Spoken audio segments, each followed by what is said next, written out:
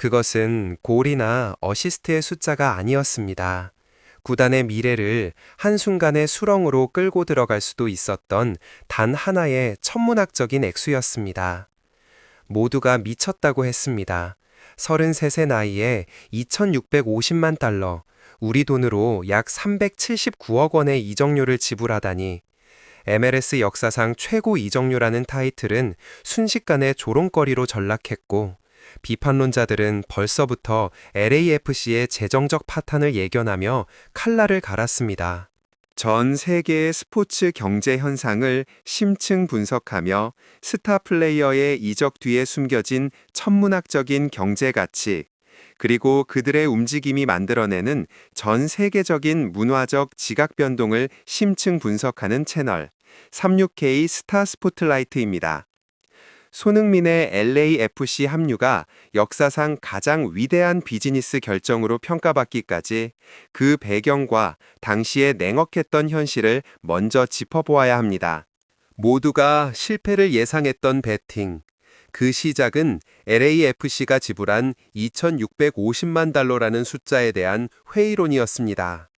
이 금액은 단순히 선수를 영입하는 비용이 아니라 미국의 모든 스포츠 평론가들과 유럽의 축구 팬들 사이에서 거센 논란을 불러일으킨 하나의 선언문이나 마찬가지였습니다. 당시 미국 메이저리그 사커 MLS는 국내 팬들에게 여전히 변방 리그라는 꼬리표를 달고 있었습니다. 유럽 5대 리그는커녕 어쩌면 사우디 리그보다도 관심도가 낮았던 것이 현실이었고, 스타 플레이어들이 선수 생활 황혼기에 접어들어 몸값을 마지막으로 올리는 은퇴 리그라는 인식이 지배적이었습니다. 경기의 수준이나 흥미도 측면에서 아시아 시장의 주목을 받기는 더욱 힘들었습니다. LAFC 역시 마찬가지였습니다. 2014년에 창단되어 서부 해안의 신흥 강호로 자리매김했지만 한국 시청자들에게는 LAFC는 그저 수많은 MLS 팀 중 하나, 혹은 그 이름조차 생소한 팀이었습니다. 한국 기업들이 마케팅 파트너십을 고려할 때 MLS는 우선순위에서 한참 밀려 있었습니다. 광고 효과를 측정하기 힘들었고, 한국 내에서는 정규적으로 리그 경기를 시청하는 팬 베이스 자체가 희박했기 때문입니다. 실제로 손흥민 이적 이전 LAFC의 경기를 정기적으로 취재하고 보도하는 한국의 주요 언론사는 10개 미만에 불과했습니다.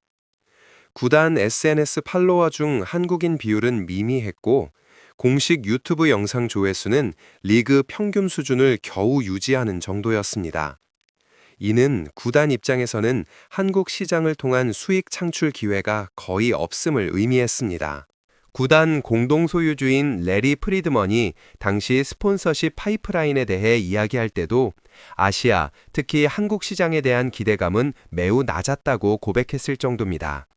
그들의 주 수입원은 순전히 북미 지역의 로컬 팬과 기존의 몇몇 글로벌 스폰서에 국한되어 있었습니다. 이런 상황에서 LAFC가 토트넘 호스퍼에 2,650만 달러, 즉 379억 원이라는 MLS 역사상 유례없는 최고 이적료를 지불하겠다고 선언했을 때 당연히 회의론이 쏟아져 나왔습니다. 이 금액은 MLS의 재정 건전성 논란까지 불러일으킬 정도로 파격적이었습니다. 당시 미국 스포츠 전문 매체 프론트 오피스 스포츠는 LAFC의 이 결정은 상업적 관점에서는 도박이며 33살 선수의 자녀 가치에 대한 과도한 베팅이라고 평가절하했습니다. 일각에서는 LAFC가 월드컵을 앞두고 홍보 효과를 노린 단순한 헤드라인 마케팅에 불과하며 투자금을 회수하기는 불가능할 것이라는 분석까지 내놓았습니다. MLS라는 리그의 체급에 비해 너무나도 과분한 베팅이라는 것이 중론이었고, 이 돈이 회수 불가능한 리스크라고 깎아내렸습니다. LAFC 경영진이 겪어야 했던 내부 및 외부의 저항과 비판은 상당했습니다. 그들이 당시 감수해야 했던 위험 부담은 단순히 경기력 저하를 넘어 구단의 재정 안정성까지 위협할 수 있는 수준이었기에 이적 발표 직후의 상황은 LAFC에게는 그야말로 고요 속의 폭풍이었습니다. 그러나 LAFC 경영진은 이 모든 비판과 회의론을 이미 계산하고 있었습니다. 그들이 지불한 금액은 단순한 이적료가 아니었습니다. 그것은 변방 리그를 글로벌 엔터테인먼트의 중심축으로 옮기기 위한 문화적 통행료였습니다. 그들은 손흥민의 가치를 경기장 위의 골이나 어시스트로만 평가하지 않았습니다. 그들은 이미 손흥민이 한국에서 K-팝을 능가하는 문화 아이콘으로 자리 잡았다는 사실, 그리고 그 영향력이 아시아를 넘어 전 세계로 확산되고 있음을 정확히 꿰뚫어 보았던 것입니다. 이것이 바로 손흥민 영입 이전 LAFC의 배경이자 모두가 실패할 것이라고 예상했던 배팅의 출발점이었습니다. 그리고 결과는 단 몇 달 만에 상상을 초월하는 방식으로 드러나기 시작했습니다.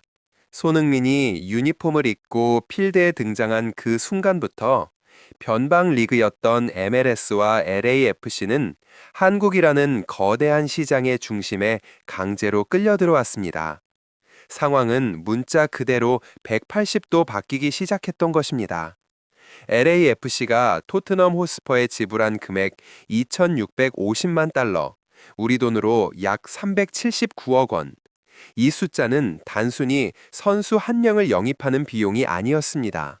당시 MLS 역사상 최고 이적료라는 타이틀과 함께 이 금액은 미국의 모든 스포츠 평론가들과 유럽의 축구 팬들 사이에서 거센 논란을 불러일으켰습니다. 수많은 매체들은 LAFC의 구단주들을 향해 무모한 투자, 노쇠에 가는 아시아 스타에게 지나치게 큰 도박을 걸었다고 비난했습니다.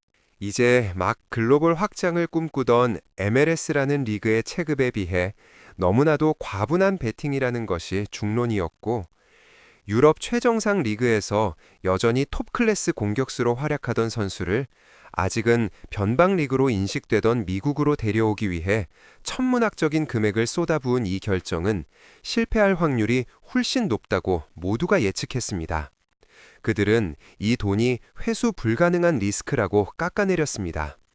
하지만 LAFC 경영진은 침묵 대신 결과로 답했습니다. 손흥민이 유니폼을 입고 필드에 등장한 그 순간부터 변방 리그였던 MLS와 LAFC는 한국이라는 거대한 시장의 중심에 강제로 끌려 들어왔습니다. 상황은 문자 그대로 180도 바뀌기 시작했던 것입니다. LA타임스는 이 급진적인 변화를 즉각적으로 묘사했습니다.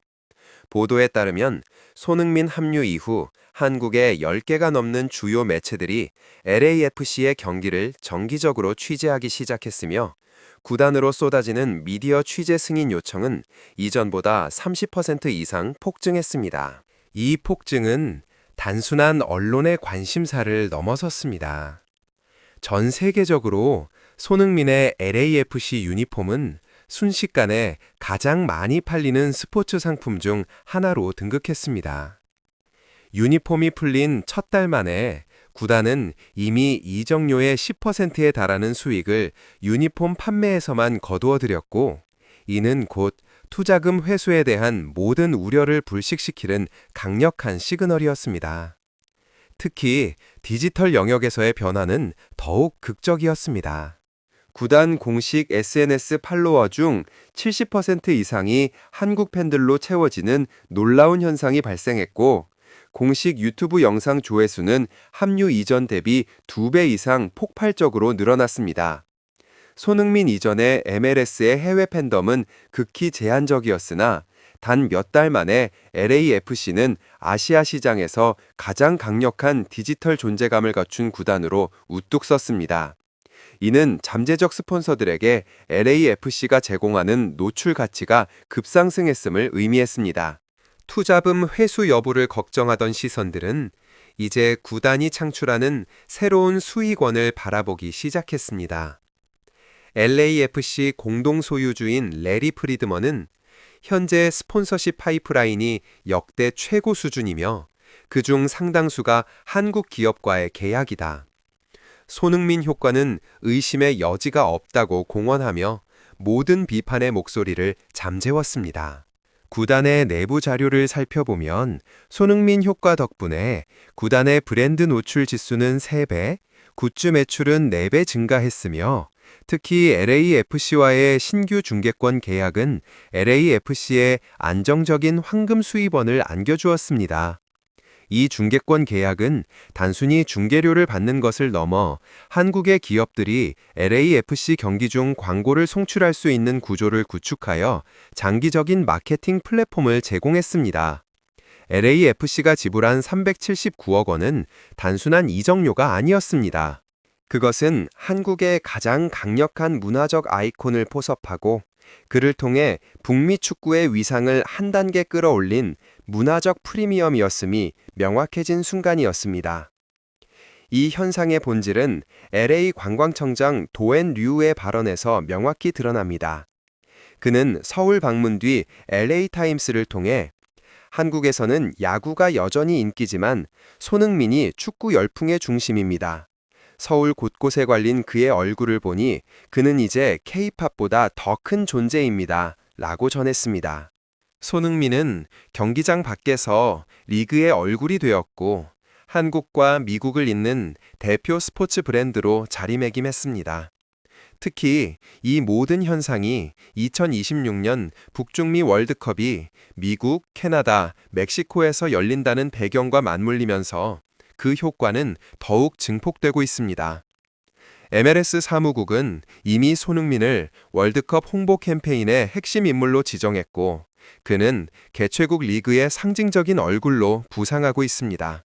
그의 영입은 단순한 MLS 내 구단의 전력 보강을 넘어 북미 축구 전체의 글로벌 마케팅 전략의 최전선이 된 것입니다. 미국 스포츠 비즈니스 전문 매체 프런트 오피스 스포츠의 평가는 이 모든 상황을 함축합니다. LAFC는 손흥민을 통해 단순한 투자금 회수를 넘어 장기적 글로벌 브랜드로 도약할 발판을 마련했다. LAFC는 당시 최고 금액을 베팅했을 때 비난받았지만 그들은 문화적 가치를 경제적 가치로 전환하는 통찰력을 증명했습니다. 그들이 379억 원을 베팅한 것은 단순한 도박이 아니라 시대의 흐름, 즉 한국 문화의 글로벌 확산이라는 흐름을 읽고 움직인 신의 한 수였습니다. 손흥민의 존재는 이제 경기장을 넘어 LA라는 도시의 경제, 문화, 그리고 산업 생태계까지 재편하는 거대한 경제 현상, 바로 손흥민 효과로 자리 잡았으며 그는 한국과 미국을 연결하는 가장 강력한 스포츠 브랜드이자 K-팝을 넘어선 새로운 문화적 아이콘이 되었습니다. 이처럼 손흥민이 일으킨 경제적 지진은 아직 진행형입니다. 여러분은 LAFC의 379억 원 베팅을 보고 어떤 생각이 드시나요? 당시 그 투자가 과연 무모했다고 보십니까? 아니면 진정한 신의 한 수였다고 평가하십니까? 여러분의 생각을 댓글로 공유해 주시고 오늘 이 영상이 흥미로우셨다면 36K 스타 스포트라이트 채널에 좋아요와 공유 그리고 구독 부탁드립니다.